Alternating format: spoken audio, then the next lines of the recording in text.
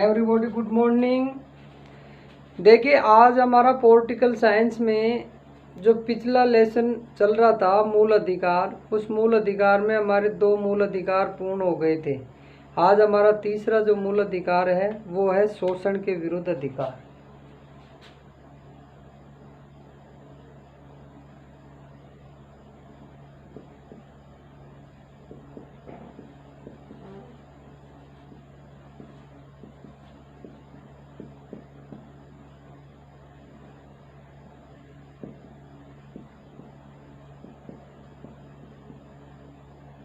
देखिए शोषण के विरुद्ध ये जो है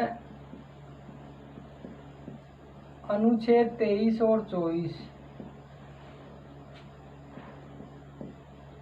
अनुच्छेद 23 और 24 जो है हमारे भारतीय संविधान के आर्टिकल 23 और 24 में जो है इस बात का उल्लेख किया गया है कि शोषित व्यक्ति जो है किस तरह से अपना बचाव रख सकता है। देखिए अनुच्छेद 23 जो है अनुच्छेद 23 का संबंध है मानव व्यापार, दुर्व्यवहार,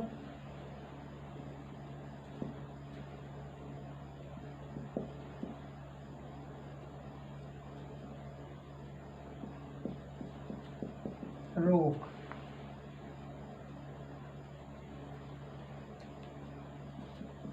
एवं बाल श्रम।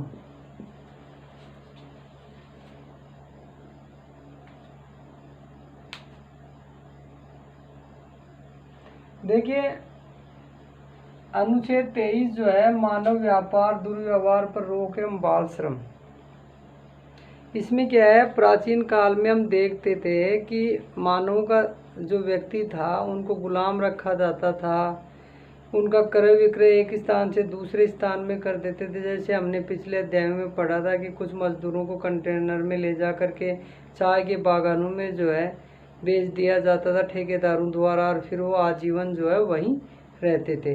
तो ऐसी जो परिस्थितियां जो हमने देखी थी पूर्व में, उनसे बचने के लिए जो है हमारे संविधान में एक जो है मूल अधिकार दिया गया। उस मूल अधिकार का नाम है शोषण के विरुद्ध अधिकार। देखिए 1976 में संसद ने बंधुआ मजदूर उन्मूलन अधिनियम पारित किया था, इसीलिए कि पहले जो है लोगों को कई दिनों तक जो है बंधुआ मजदूर के रूप में रखते थे। तो इसको कानूनी जो है उनको अधिकार दे दिया गया, और कानूनी अधिकार के तहत जो है ऐसा नहीं कर सकता।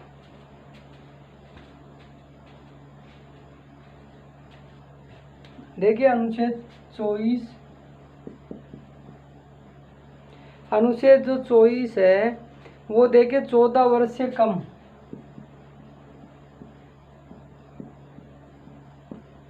कम आयु के बच्चों से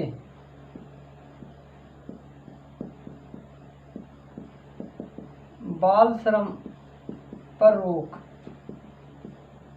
यानी जो है इसमें 14 वर्ष से कम जो बच्चे हैं, जिन बच्चों की पढ़ने की उम्र होती है, उन बच्चों को क्या अक्सर होटलों में जो है काम करते हुए या कल कारखानों में या जो है खाद्यान्नों में, उनमें जो है कई कारखानों में या कई जो है खतरनाक कार्यों में छोटे बच्चों को लगाए रखते हैं, जबकि उन बच्चों की वास्तविक उम्र पढ़ने की होती है। तो ऐसे में जो है सरकार ने एक अनुच्छेद 14 के तहत जो है बाल श्रम रोक दिया गया है। अर्थात यदि ऐसे बच्चों को कोई काम में लेता है तो वो कानूनी अपराध के दायरे में आता है, उसके खिलाफ कानूनी कार्रवाई की जा सकती है।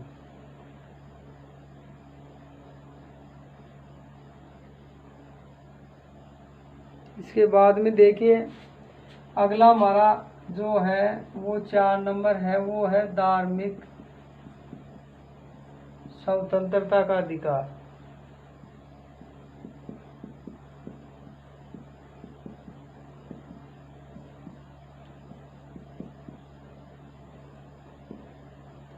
देखिए धार्मिक स्वतंत्रता का अधिकार की बात करें तो देखिए ये अनुच्छेद 25 से 28 तक अब धार्मिक स्वतंत्रता का मतलब धर्म से संबंधित है। तो हमने पूर्व में भी चर्चा की थी कि भारत एक धर्मनिरपेक्ष राष्ट्र है, इसमें किसी धर्म विशेष को नहीं तो राज्य धर्म घोषित किया जा सकता है, नहीं जो है धर्म विशेष को किसी अधिकार के तहत रखा जा सकता है, संरक्षण दिया जाता है। केवल राज्य की स्थिति जो है धर्म को लेकर तटस्थ रहती है। तो देखिए अनुच्छेद 25 की बात करते हैं हम। तो देखिए अनुच्छेद 25 है, सभी नागरिकों को अंतकरण से किसी भी धर्म को मानने और आचरण करने, यानी अंतकरण से धर्म को मानना, अपनी इच्छा से मानना व्यक्ति को, ना कोई प्रेशर नहीं है, स्वेच्छा से किसी भी धर्म को माने या आचरण करे, प्रचार प्रसार का अधिकार है।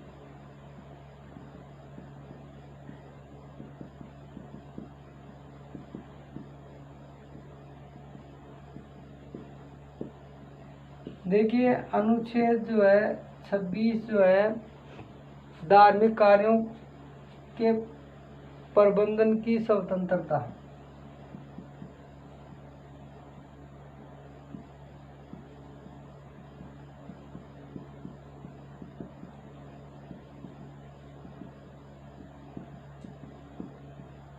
क्या होता है कि कोई भी व्यक्ति जो है धार्मिक कार्य कर सकते हैं, जैसे भंडारे हैं, कोई चंदा इकट्ठा करना है, कोई और है, तो उसके लिए राज्य किसी तरह से किसी व्यक्ति विशेष को उसमें प्रेशर में नहीं है कि आप ऐसा क्यों कर रहे हो। कोई भी व्यक्ति जो अपने धर्म के लिए कर सकता है। धार्मिक मामलों में कर अदायगी में छूट।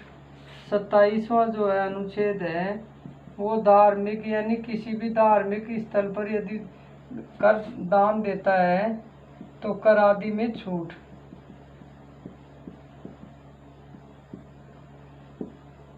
अनुच्छेद जो है 28 सरकारी शिक्षण संस्थाओं में धार्मिक शिक्षा पर प्रतिबंध। देखिए सरकारी जो शिक्षण संस्थाएं हैं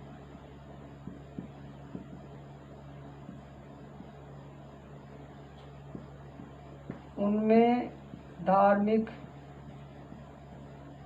शिक्षा पर प्रतिबंध, यानी वो धर्म से संबंधित कोई शिक्षा नहीं दे सकते, क्योंकि कोई व्यक्ति जो है अपने अधिकार के लिए कर सकता है, पर वो ये नहीं कर सकता है, वो निजी मामला उसका धर्म का, अंतकरण की उसकी सूझ है, अंतकरण का उसका विचार है कि उसकी आत्मा क्या कहती है। पर ऐसा नहीं है कि सरकारी शिक्षण संस्थाओं में किसी बच्चे पर प्रेशर लगाया जाए और धर्म की शिक्षा दी जाए।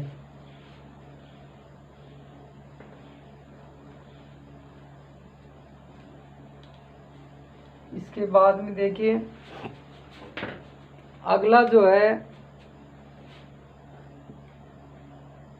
वो 5 नंबर जो है वो अधिकार है हमारा सांस्कृतिक और शिक्षा संबंधित।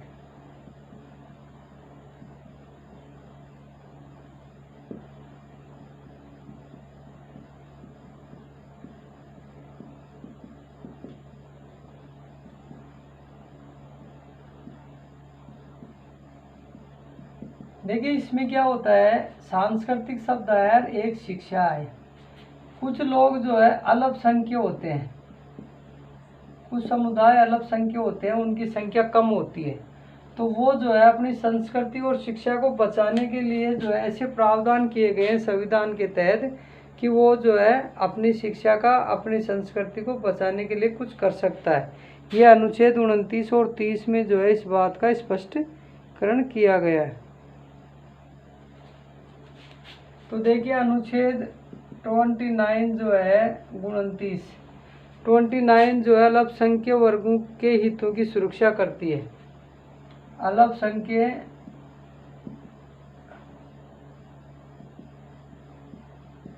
व्यक्तियों के हितों की रक्षा। देखिए इनकी लिपि, भाषा, इनकी भाषा होती है, लिपि होती है और संस्कृति, इनका संरक्षण जो है करती है। देखिए अनुच्छेद जो 30 है, अनुच्छेद 30 जो है अल्पसंख्यक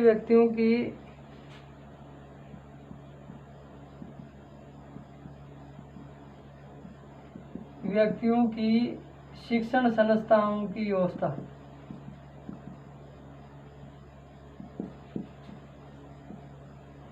व्यवस्था करता है।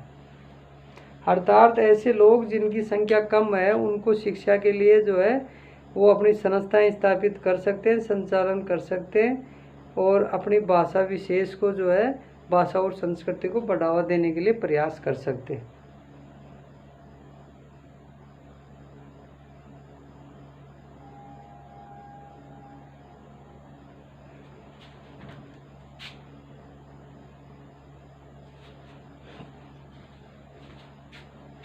इसके बाद में देखिए अगला जो है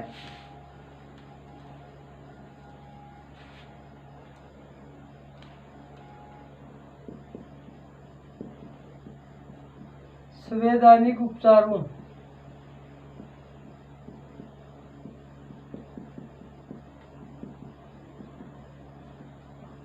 अधिकार। देखिए ये अनुच्छेद 32 ये बड़ा इम्पोर्टेंट है।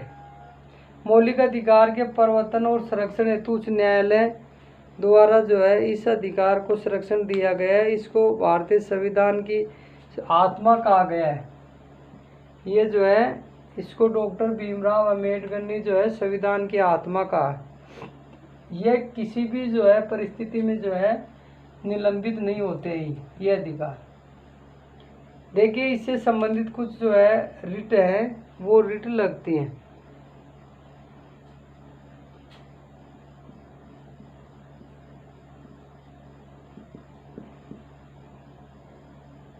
देखिए रिट में बंदी प्रत्यक्षीकरण होता है।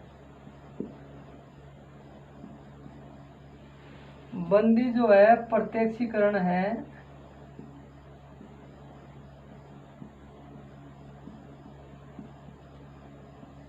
बंदी प्रत्यक्षीकरण क्या होता है, कई बार व्यक्ति को जो है अवैध रूप से बंदी बना लिया जाता है। किसी व्यक्ति को बंदी बना लिया जाता है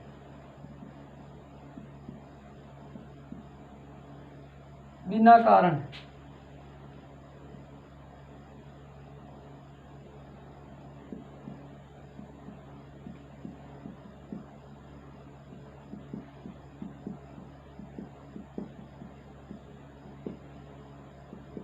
शक के आधार पर कई बार व्यक्ति को बंदी बना लिया जाता है, लेकिन वो व्यक्ति जो है अपना प्रार्थना पत्र प्रस्तुत कर सकता है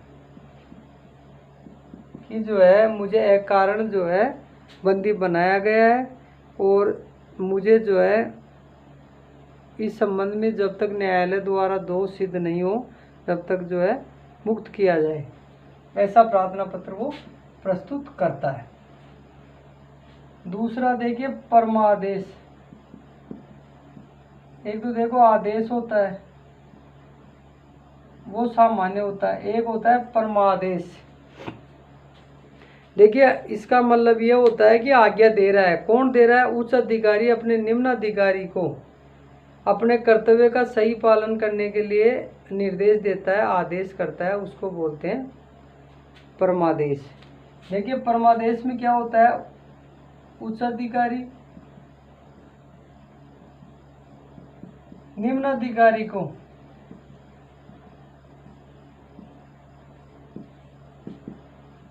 अपना सही कर्तव्य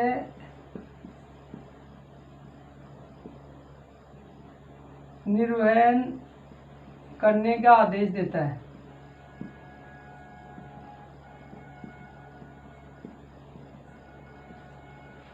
ये हुआ। इसके बाद में देखो एक दूसरा है प्रतिषेध। प्रतिषेध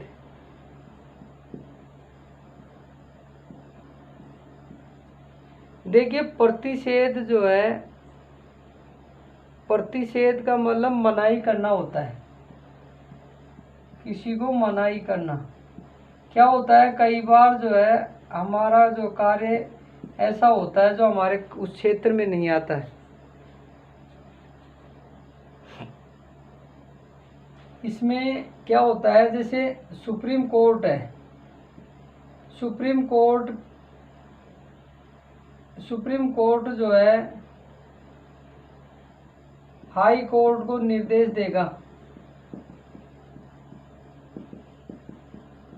निर्देश देता है। सुप्रीम कोर्ट जो है हाई कोर्ट को निर्देश देता है कि भाई इस मामले में कार्रवाई नहीं करें।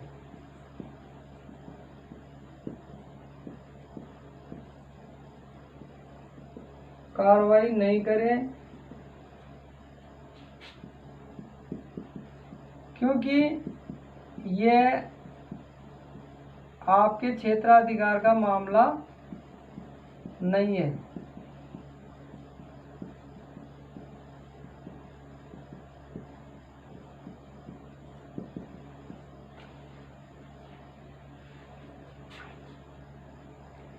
इसके बाद में देखिए उत्प्रेषण।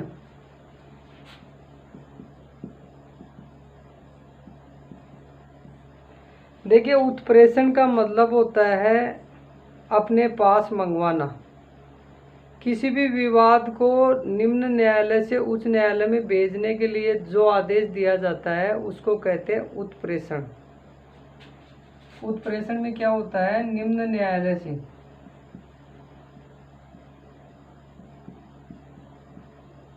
उच्च न्यायालय में भेजना।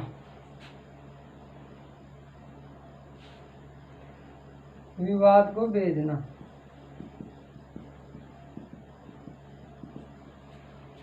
इसके बाद में देखिए अधिकार पर्चा।